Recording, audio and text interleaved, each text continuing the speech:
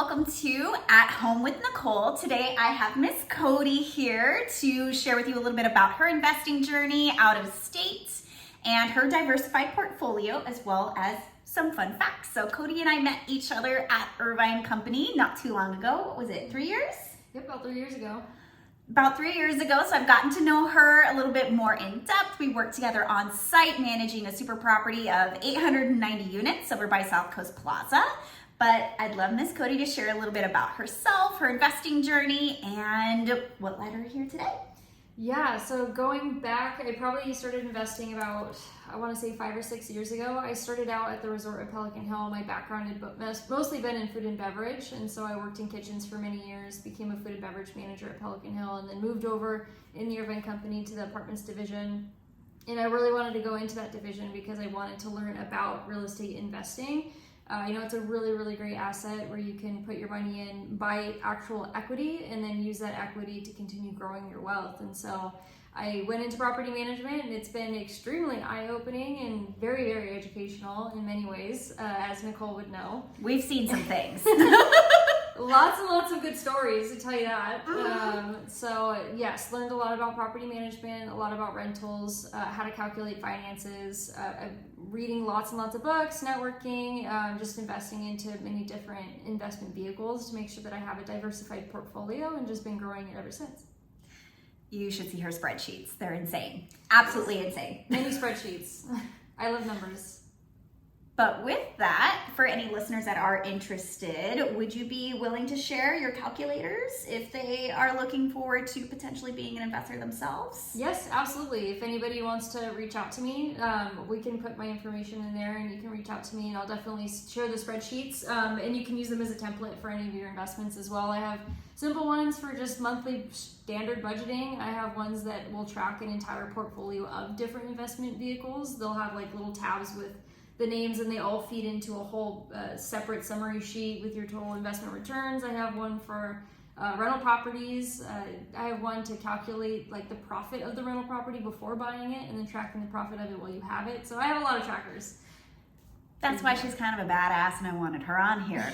So with that, she chose to invest out of state. For those of us who live in California and Orange County, yes, owning property out here when you're younger, we're in our early 30s, it is difficult, and there's absolutely nothing wrong with renting.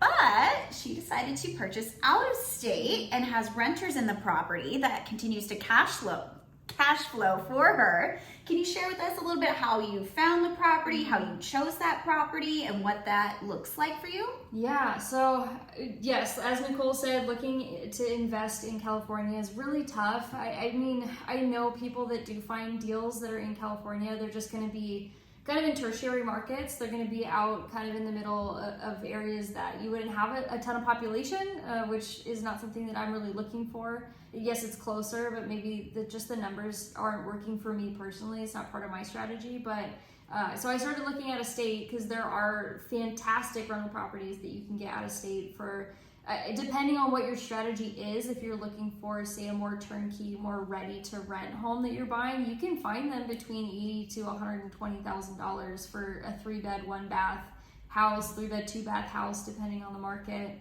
And the rents are lower, but you can find them pretty close to a 1% rent to value ratio, which is what I look for. So if you buy a $90,000 property, you want to try to target a $900 rent per month. This isn't investment advice, but this is just what I'm looking at when I look at the rental property. And so I did a lot of networking. Bigger Pockets is a huge one. I know you're a huge fan of Bigger Pockets, and so I go on there. I just network with different investors, and the more syndicators or sponsors that I talk to that run these deals, they can usually point me to somebody else who points me to somebody else. And I just make sure that I continue to talk to different people that are either putting on the deals or investing in them, and then they'll lead me to even more. And so it goes back to that old saying that your net worth is your network. Your network will definitely help you grow your wealth. You never want to be the smartest person in the room. No, you want to be the small fish in a big pond. You want to be surrounded by people who know what you don't know, which is what she's been doing. And continuing to further her education. 120, that's not even a down payment here now. Yeah. That's insane. Yes, very insane. And so when you do invest out of state, you just want to make sure that you definitely investigate the people that you're working with, because you're not there. So you definitely want to get boots on the ground that know what they're doing. They're very experienced.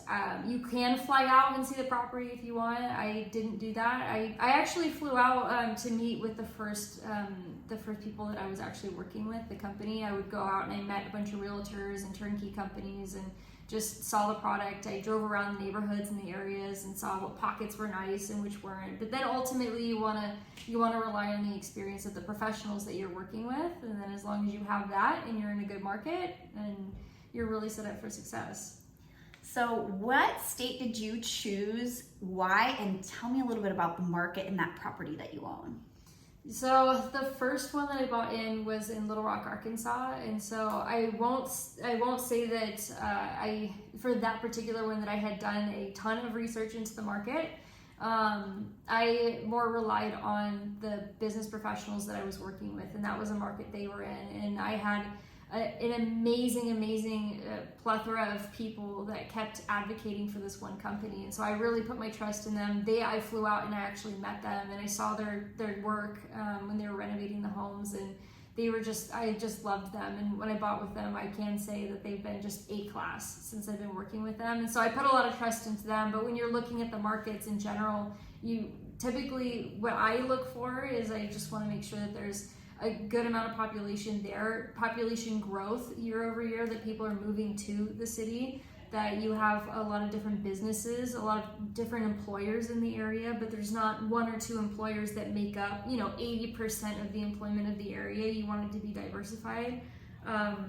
Looking at crime, you want to see what kind of crime is in the area. Have the crime rates been going up or down? What kind of crime is in those areas?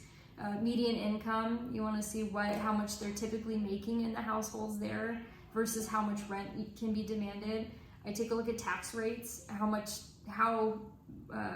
for a $100,000 house, how much in taxes will you typically be paying for that property.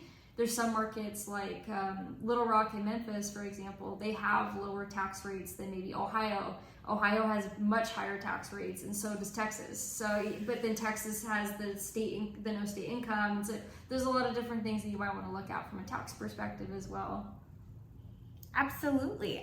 What's the company that you're utilizing to help manage that property?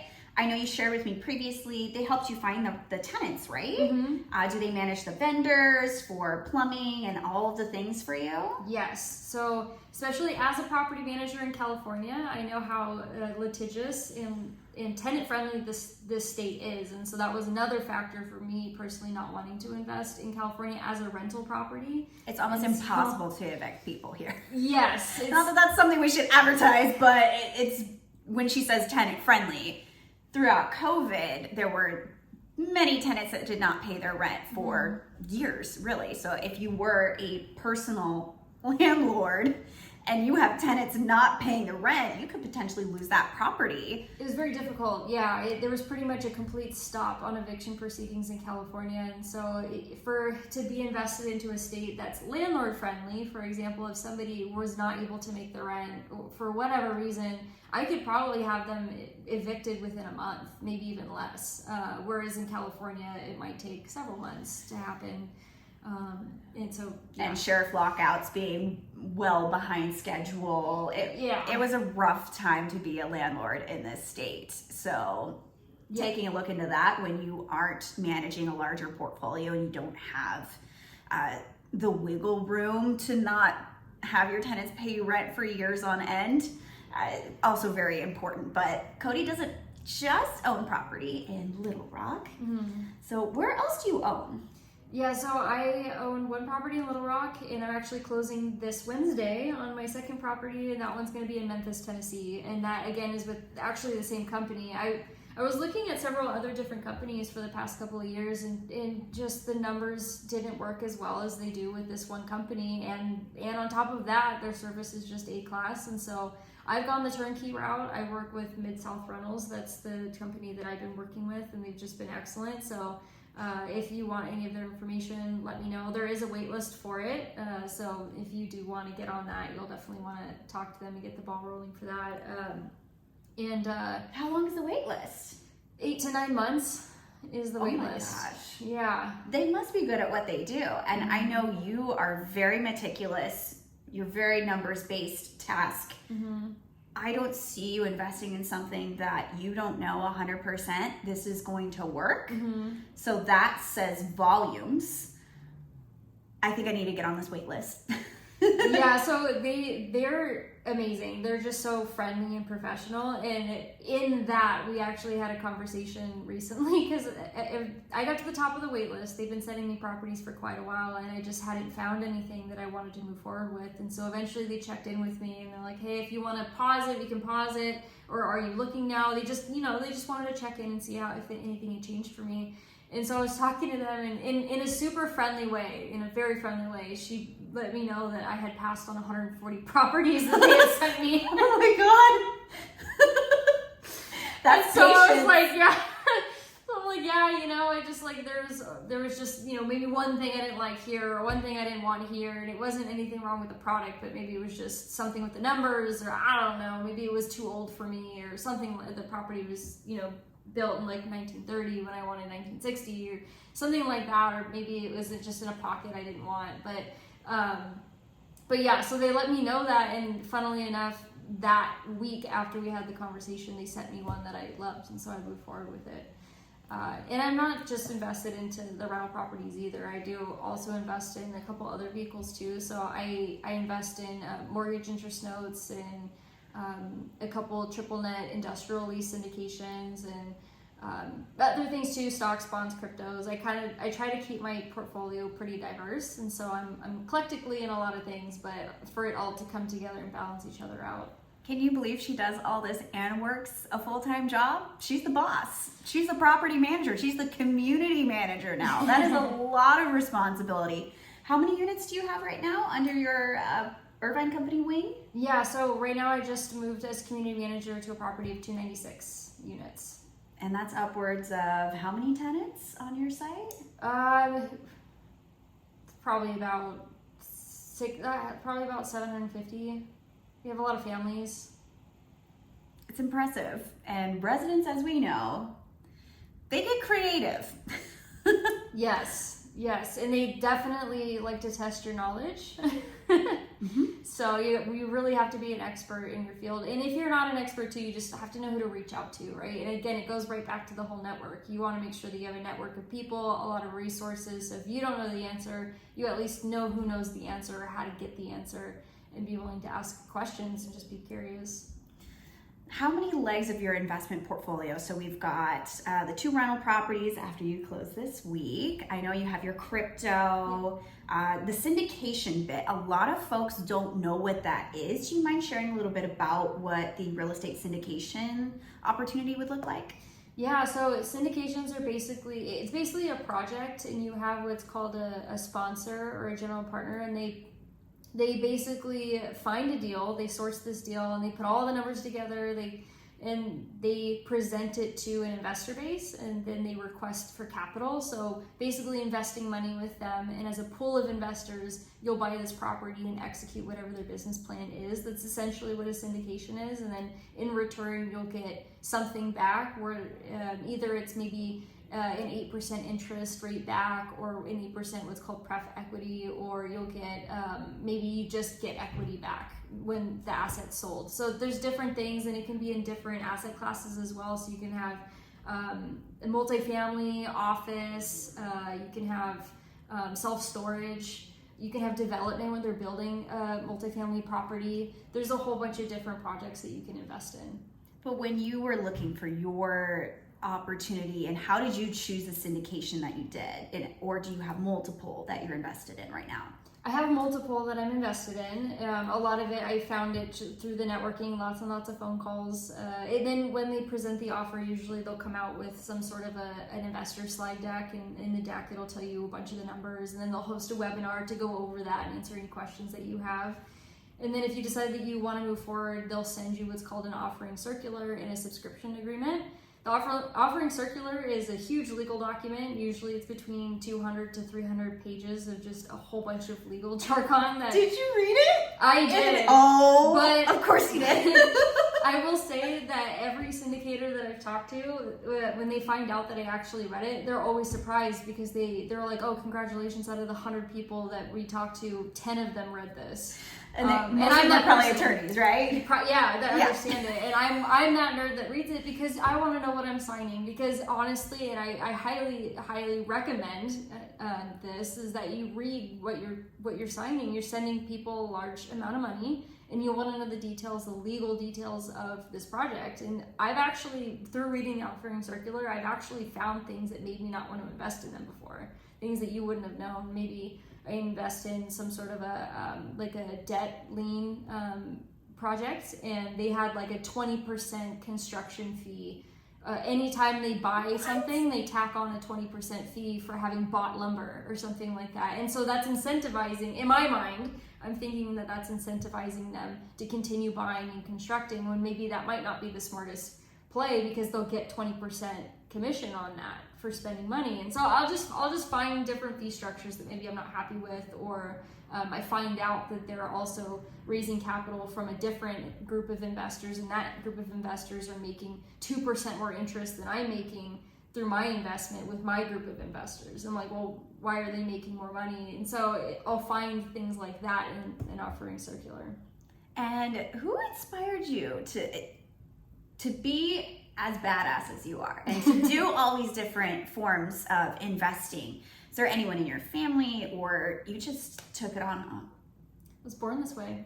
Yeah. I'd say so. Both of my parents, they've had regular jobs. They are accountants actually, but I really learned how to do it just because I feel like I'm just a nerd. I always like to learn. She's a gorgeous nerd. Thank you. Look at this beautiful blonde from Newport Beach, bright blue eyes.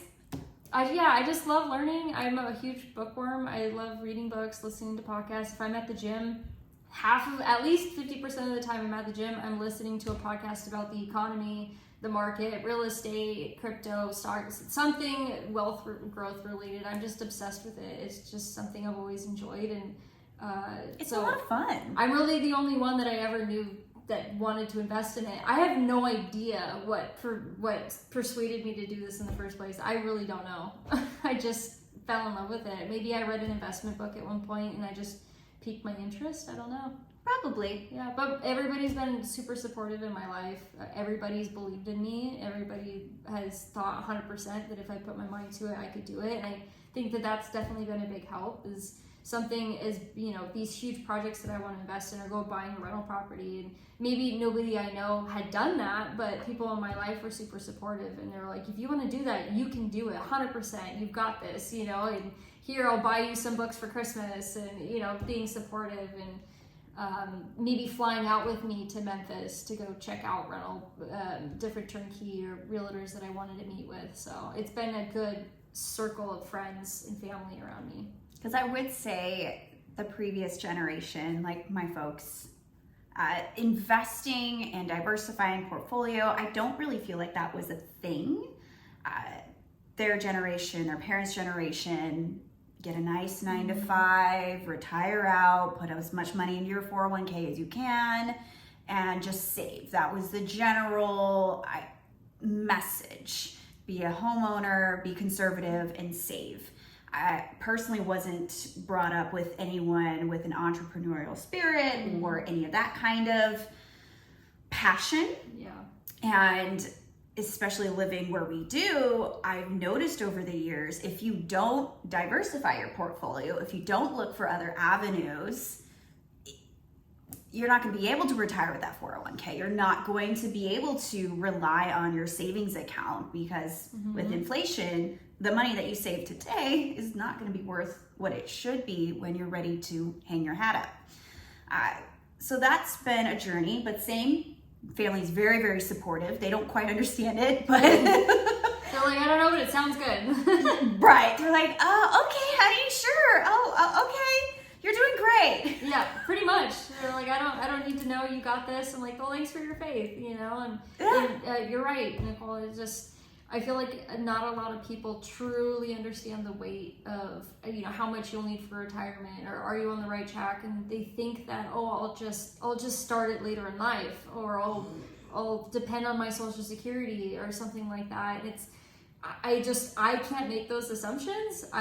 No. Especially with inflation, everything happening, or with my money, it's losing value over time, just sitting there. And so for me, I'm just like, okay, I have to kick this into gear. The earlier you start, the easier it is. You have more time to compound your money naturally over time. And so getting started immediately to set yourself up for success in the future. And my favorite vehicle will always be real estate. The home will appreciate. How much has your property that you have in Little Rock appreciated already in just a few short years? So I try not to look at the appreciation too much, just because I'm planning on holding it for quite a while. Mm-hmm. And so for me, I was tracking it for a while, and I saw it go up probably I was tracking it, I think maybe the first year and a half, and it had gone up probably about 10 grand. And then I stopped tracking it because I'm not planning on selling it for quite a while. And so for me, whether there's a downturn, that's the beautiful thing about rentals. Whether there's a downturn or an upturn in the market, as long as you're renting, it doesn't matter what your asset value is, because you're holding onto the property and it's going to keep cash flowing. At that point, maybe you want to look at who the tenant is in your property and maybe not raise rents, or maybe you raise the rents more, and that you can kind of play with. But besides that, as long as there's a good tenant in there and they're paying, then it doesn't really matter what your property value is until you want to sell it. Then obviously it matters in looking at the market and where you're at. But would you ever look at pulling out maybe an equity mortgage if it appreciated enough to a point? Because like we said earlier, we love biggerpockets.com. Mm-hmm. They definitely promote that, mm-hmm. where pull out the equity, use that to keep buying multiple properties.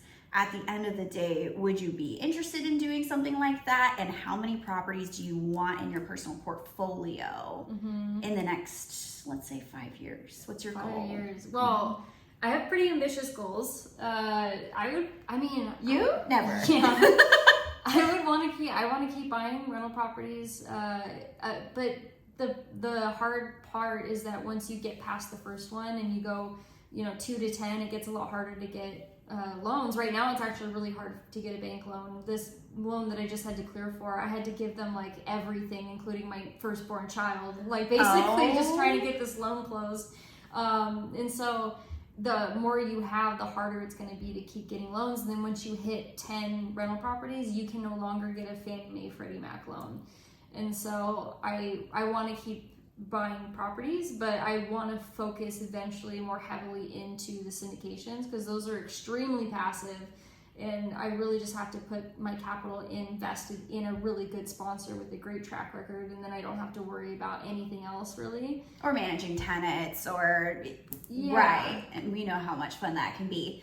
Yeah, like I don't have to worry about tenant turnover or anything like that. So, but I want to keep buying rental properties until I get to the point where I can truly really invest into those syndications, because you have to have a lot of capital to be able to invest in those. How much do you really put down? What's the minimum entry point? Yeah, so it depends on them, but I would say that like the typical minimum average is $50,000 to invest into one deal. And if you want to invest in like maybe, I hate saying a newer syndicator, because sometimes you'll find one that's tenured but they take less. But typically, if you're with a newer one, they'll have between maybe a $10,000 minimum or $25,000 minimum. If you have a really good seasoned sponsor and you really network with them, maybe they might lower the $50,000 minimum to work with you. So it completely depends on the situation. But a typical average, if I had to say, it would be $50,000 or more. And then the other hurdle that you have is whether you're an accredited investor or a non-accredited investor.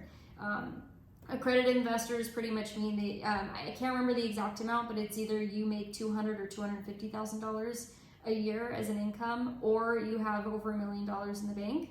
And then if you have less than that, you're a non-accredited investor. Basically, if you make anything less than $200,000 and you don't have $1 million, you're unaccredited. And then if you're unaccredited, that severely limits the amount of syndications that you can invest in, because there's a lot of legal jargon with their projects.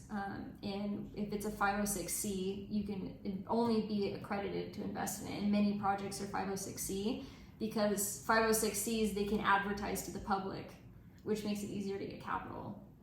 Makes sense. So with that, do they, just like we are qualifying tenants to lease a home with us, do they take a look at not just your W-2 job, but cash flow from your other projects, like to become that accredited investor of 200 to 250 a year or the million? Do they take a look at that?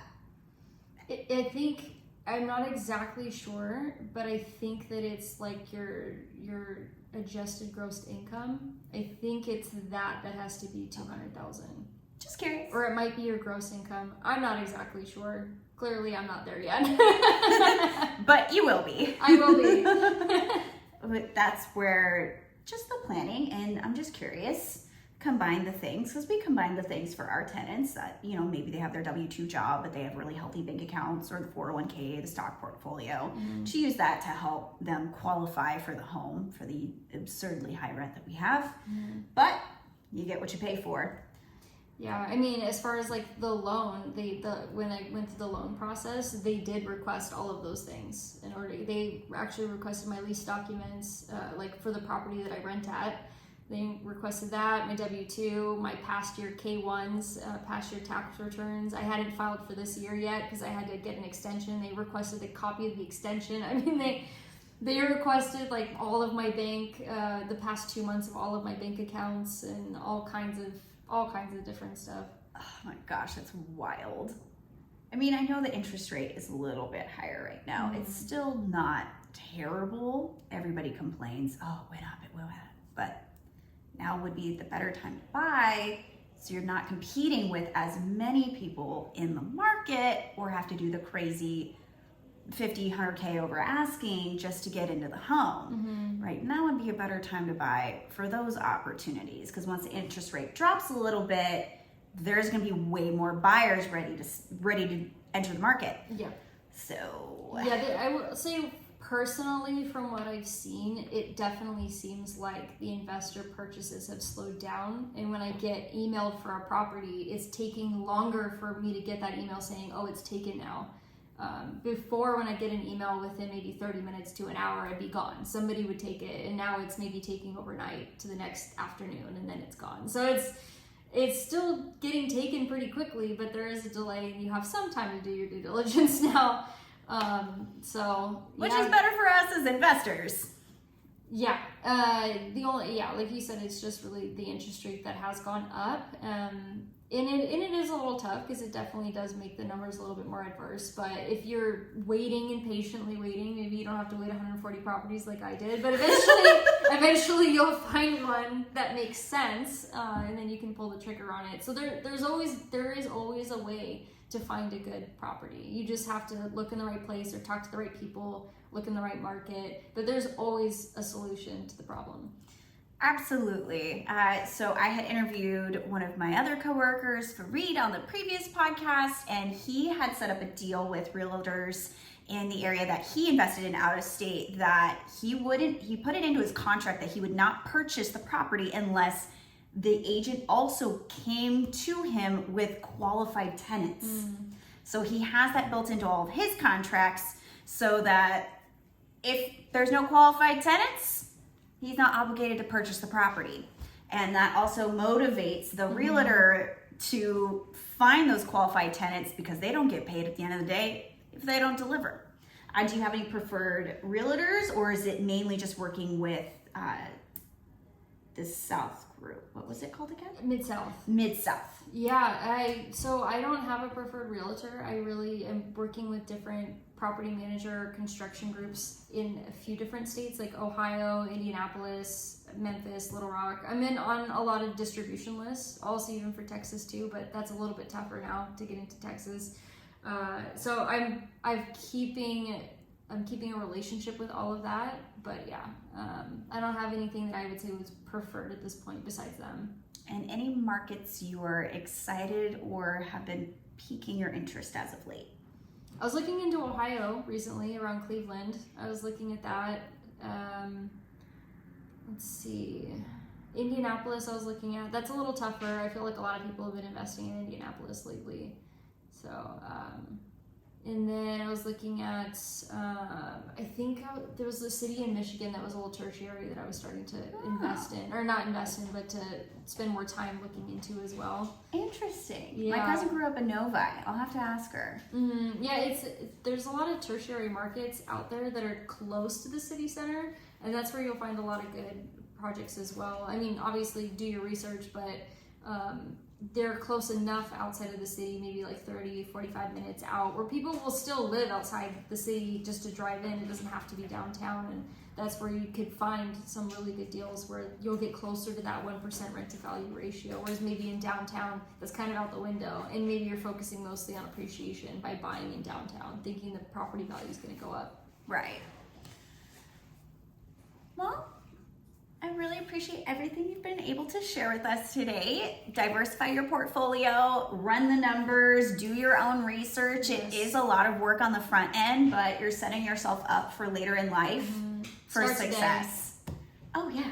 So if you were to restart over your portfolio, which leg of your portfolio would you focus on? If you had to start clean slate today. Oh man.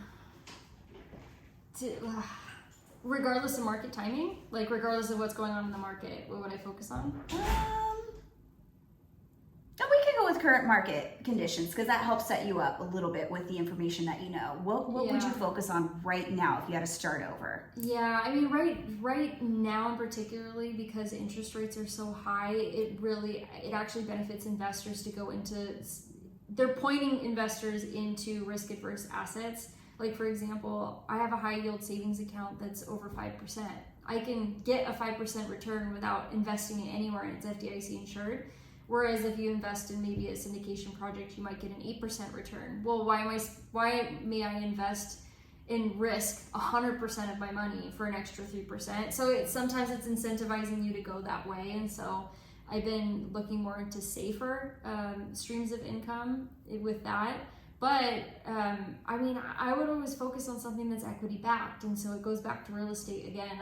I just really believe that if you look at the trend of real estate over the past 50 years or the past few decades, you're going to see that real estate just consistently keeps appreciating. It keeps going up. Yes, it has its downturns, and yes, it can tank, but it ultimately continues to go back up. And you're always going to have an asset that's worth something at the end of the day. Whereas if you invest in maybe a stock in the market, that company could go bankrupt and you could lose 100% of your investment. But with real estate, you're not going to lose 100% unless something really wrong happened. Or you have terrible insurance, or maybe it's a property in Florida that just went away with a hurricane. I don't know. There's a lien you didn't know it was on it, like a tax lien. I don't know. But typically, if you invest in a standard, regular property, it comes to you cleanly, then it's going to be backed with equity. It's going to be worth something. Have a good title rep.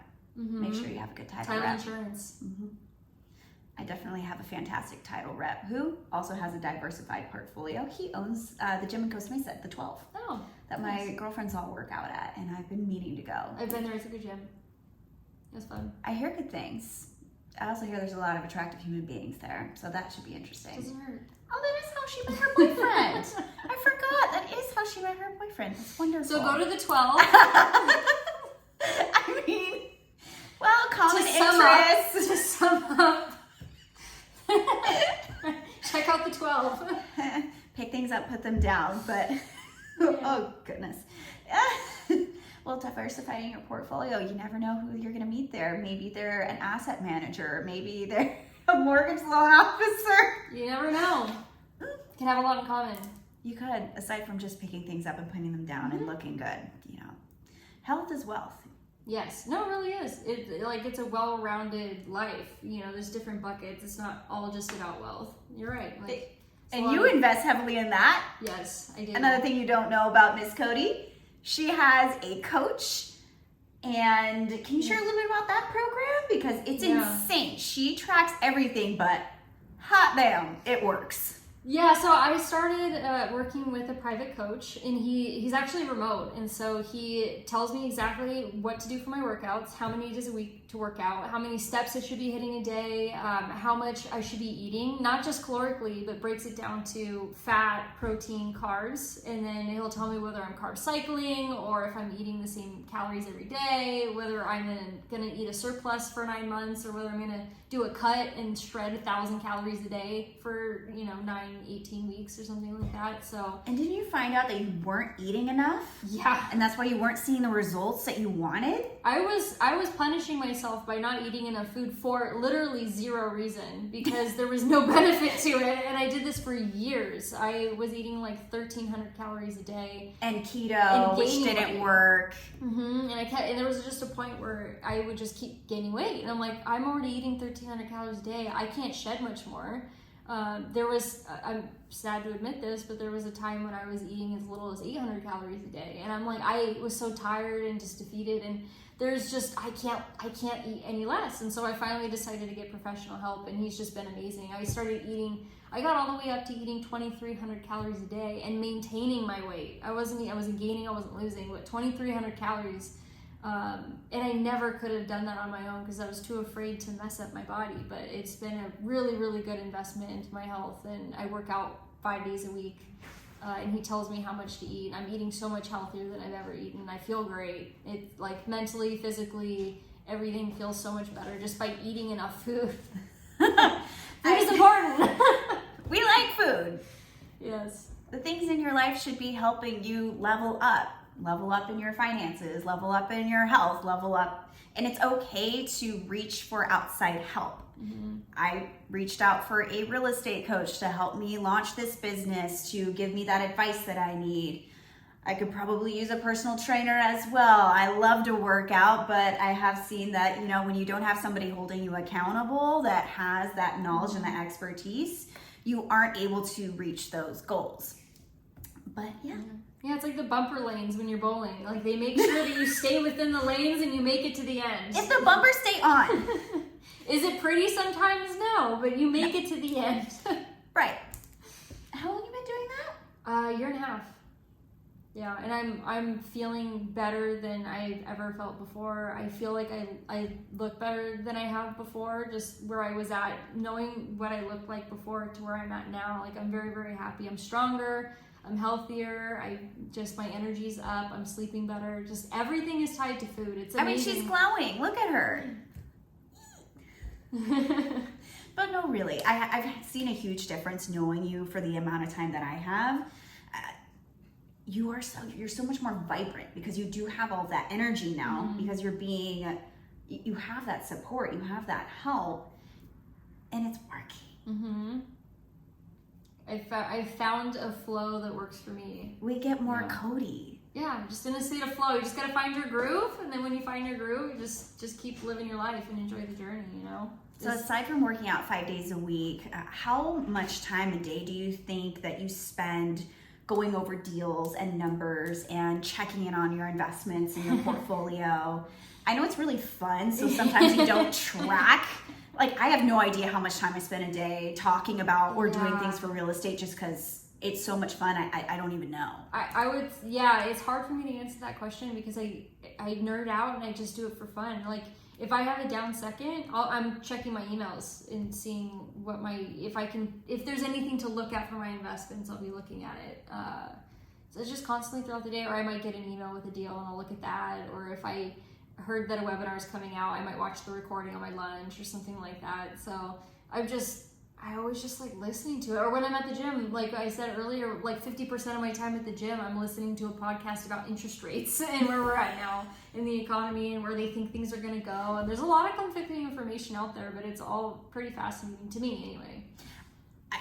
I nerd out on it too. And there's nothing wrong with being a good looking nerd. Absolutely none. Did you go to college? I completely forget. I did. I went to college. So I started out going to culinary school. Oh yeah. Yeah. In New York. Yep. I went to New York in Napa. I graduated from the Culinary Institute of America, and then after that, I went to a community college and then to UCI for a hot minute. That makes sense. things they don't teach you in school that I wish they did, everything we talked about today. Yeah, I learned none of this in any college course, high school course, any like government, I guess, or educational econ. course. What were we learning? That none of this was setting No. us up for financial success or our future. Like, yeah, it's really, really sad to say, but I don't want to say it as black and white, but words are eluding me right now. But I don't feel like I've been set up for success as a human, I guess, from our education system. They really, They taught us how to take tests. I don't think I learned one thing that was actually practical. I mean, I had to take calculus 2 at one point. And have you ever utilized that function in your daily life? No. There's so many silly things that we had to take, but this did not help. No. I wish somebody had given me so many books that I've read at this point and those podcasts and things of that nature, like Millionaire Next Door and Richest Man in Babylon. Any other favorite books off the top of your head? Robert Kiyosaki has a really good book. The Rich Dad Poor Dad. Yeah, Rich Dad Poor Dad. That's a really good one. Let me see. But imagine if somebody had given that to 15-year-old you. Yeah, I mean, I would have eaten it up. I'm sure that other people might have rolled their eyes, but it would have been really good for them to learn this information, or just basic budgeting. Like, how do you keep track of your finances and how much you're saving per month? I didn't learn any of that, or what a credit score was and how to influence the credit score, or what debt was. And what's good debt, like real estate is good debt. It's okay. Credit cards, bad debt. You don't need those Fendi heels. Yeah, like I know that's not your problem. That's my problem. I don't even know the brand that you just mentioned, but I was like, yeah, no, you don't need them. Oh, yeah. Okay, Chanel. We'll go with okay, the common. We'll go with the common. Yeah, you don't need it. You don't need the Chanel. No, you don't need it. It's not going to help you. Yeah. So you should be putting that into real estate. There's so many different ways that you can invest into real estate too. I mean, I invest into like REITs, for example. You can invest into a REIT and not actually buy a rental property, and you can put like $50 in a month or $20 in a month. I mean, you can really invest for nothing. There's really you just need to get started. It's not really an excuse. There's a way to do it. Even if you're in loads and loads of debt, there's steps that you can take to slowly get yourself out of that debt. I think it's just people have to be very committed. They have to pull on their resources, do their research, and it might be extremely difficult, but there's a way to do it. It will be rough. If you are making a giant change in your life, like taking on that coach or getting into investing, maybe you're trying to change your career, you got to keep your head down. And there will be so many temptations. Learning how to say no is definitely something that's been really hard for me personally, that I've become more comfortable with. Prioritizing. I have a full-time W-2 job while I'm building this real estate business and actively putting myself out there. It's sacrificing a lot of personal relationships, a lot of free time. I just don't. I'm 10xing, as Grant Cardone would say, and putting as much energy and effort into it now so that I can enjoy the time that I have with my friends and family, have that luxury of choosing what I say yes to. And it is a choice, and that's the empowering thing too, because I, like, for example, if somebody puts a cheeseburger in front of me, and I love cheeseburgers, and I, instead of responding, I can't have that, I try to respond that I'm choosing not to have this, because I'm making a choice of whether I have it or not. I'm not a victim. I am making a proactive choice not to have it because I have a bigger why, I have other goals. And I feel like that can be applied to anything as far as saving money or improving your credit score or whatever it is. You're making a choice, whatever that choice is. And so you're right, having the accountability and being consistent and having a good surrounding around you or guidance around you to make sure that you stay in those bumper lanes. It tells you when you're going off path maybe a little bit, you know, and it's all very important, and it all works cohesively together to get you where you want to be. Ultimately, if I had my dream, condo down on the peninsula, rent out one of the floors to pull in passive income, I do have a friend whose family does do that, but they've owned for 3+ generations. Now the barrier to entry down there is quite high. Yep. But I have noticed a lot of newer construction properties going on the market down there that are offering to be a co-owner now. That seems to be a big trend because those properties are so expensive. Yeah. The barrier to entry is very high, but if you go in on it with another owner or two, or I don't know how many are on these titles. I need to call some of them. I'm curious because they're asking for $1 million to be a co-owner. But some of those properties I have seen rent out for $10,000, $15,000 just for the week of 4th of July. So when you're looking at that kind of cash flow, it makes sense, but you would have to be at a certain level. So my dream would be to do that. Right now, I'm helping my folks sell their investment property down in San Diego. We're hoping to get about 1.1 for it. It's what used to be a 6-bedroom, now it's a 5-bedroom single-family home, 2,631 square feet. It's a little bit older, but they own it free and clear, pretty much. To take those assets with my assets to purchase a Barbie Dream condo in Costa Mesa. I already found it. It's 1.2. It's everything I want. But newer construction, so that the intention of that investment and knowing when to say it's okay to let it go, it's older. We just want to sell it, put it into a newer property that has less issues because that property was built in 97. So it is older. We are going to be renovating as soon as the tenants vacate in a couple of weeks here. So I'm very excited to sell my childhood home in a neighborhood that units do not go for sale. Yeah. And when they do, they sell within 15 days because all of my friends' parents still live there. They don't leave. We drove around, there's like 3 sub-properties within those neighborhoods. Only one property was for sale sign. That makes it very beneficial for you as a seller if nobody's moving either. It's going to be a very, very hot property. Exactly. Very quickly.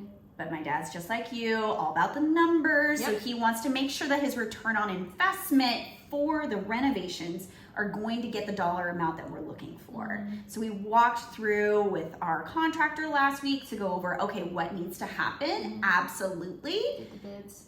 Because folks are looking for turnkey properties. Years and years ago, when they were first buying, they wanted a fixer-upper so that they could make it their own. Now, the people that are looking to purchase are about our age, and in that neighborhood, it's going to be a younger family because their kids can walk to the nice elementary school down the street. There's a brand new high school that got built after I left. Like, it's a great area to raise a family. It's not a major city center, so it's not going to attract like young business professionals. But there is a market for it. But someone like me doesn't have $100K to renovate a home that needs a lot of work. Yes, let's move on. Yeah, we're gonna renovate, sell it, put that in together. Instead of praying for a dead relative to purchase property. And the intention of that home was they were hoping my sister or I would move home. And we're not going to do that. Well, that property is going to be perfect for the next person. There's a huge market for that. And I'm not married with children, so it's just not the right time or the fit. And that's okay too. You've already found your dream home. I did find my Barbie Dream condo, 148 Mercer in Costa Mesa. It's so pretty, 2,000 square feet, 2-bedroom, like very, very modern. Gray, white, stainless steel, 2-car garage, good area. Whereas 2 streets over, if it was Newport, it'd be at least $3 million. Yeah, well, it sounds very much right up your alley. Sounds like a really good place. I want to put a light up neon pink sign that says something cute. Just a flashing sign. Well, not flashing. You know how the tubing, the neon, where it's just like bright and pretty. Like everything else stays super modern and clean and simple, but like a bright sign that says, I don't know, California or Barbie house. Yeah. House of the Barbie. It'll be mine, so I can do whatever I want. Yep. That's the thing. When it's yours, you can do whatever you want. Whatever you want. There's power in that. Yep. You go, girl. Well, if you do know anybody that's looking to sell, just like my parents are selling their rental property that's a little bit older that needs some work, if you don't have the cash up front, I have been partnering with this company called Revive. They're up here in Irvine, their main headquarters. They will finance it. They take a look at the property itself. It has to have at least 26% equity in the home for them to finance the deal, but they find the contractor for you, they design it, they source the materials, and they have somebody assigned to your project that's the go between the contractors and the homeowner, so you can call and get updates, and there's an app. Wow. So they'll pay for the renovations, they just get put on title and get paid on the back end. Because just like we understand, nobody wants to renovate, they want turnkey. We don't have time. Yep. Especially at our age, we don't have time to do it. No, it's worth it, honestly. I mean, I don't know what their fees are or anything like that, but honestly, for me, it's definitely worth paying a higher premium just to be done with it. They get Save your paid time. from the contractor. So the contractor pays them because they come to them with a property, the project fully scoped Oh, that's even out. better. Exactly. You don't pay them. Perfect. And you don't have to have the project financed by them either. It's just another option. And they just came out with another product where they will purchase your home from you, give you a check, do the renovations.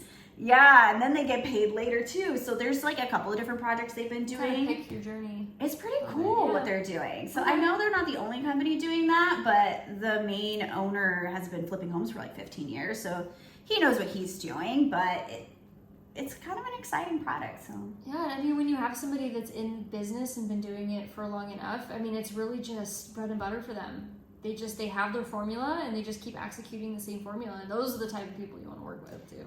yes, because they have the knowledge. You don't know what you don't know. And if they have an expert right in front of you that knows exactly what they're doing, and they've done it time and time again, use their knowledge. I don't want to know everything. No. But I want to know everyone that knows everything. Have your resources, have your network. I mean, it's so I mean, I'm an introvert. I know you're an extrovert. I'm an introvert. And so for me, like it was hard branching out and doing that. But I think what helped me was that I was very passionate about it. And when you're passionate about something, you can kind of, you can come out of your shell and talk to people a lot easier because there's a common ground there. And then the more you do it, the more comfortable you are having those conversations. Now I actually look forward to and enjoy it when I talk to somebody new about it. So, and then you just keep adding people to your Rolodex and your network, and they can call you, you can call them, and all of us just continue networking and growing our wealth together. It's beautiful. Yeah, you can help other people help each other. And when you keep talking about it like we are right now, you never know who's going to see this and be like, oh my gosh, I learned something new today that's going to change my life. And they might have information that's going to help you. So overall, make sure you share with your friends and family, continue to expand your network, and put yourself out of your comfort zone. Yes. Because your future kind of requires it. Yeah, start growing your wealth today. It's going to help you so much more by starting today than starting 10 years from now. It's going to be so much easier. And if you want to talk to me more about it, if you'd like to meet with Miss Codi, just shoot me a DM, a text. I'll include some information under here for my email and how to contact me. But we look forward to helping anybody who's listening and watching this expand and grow their portfolio. So thank you so much for being on the show today. That was fun. And until next time.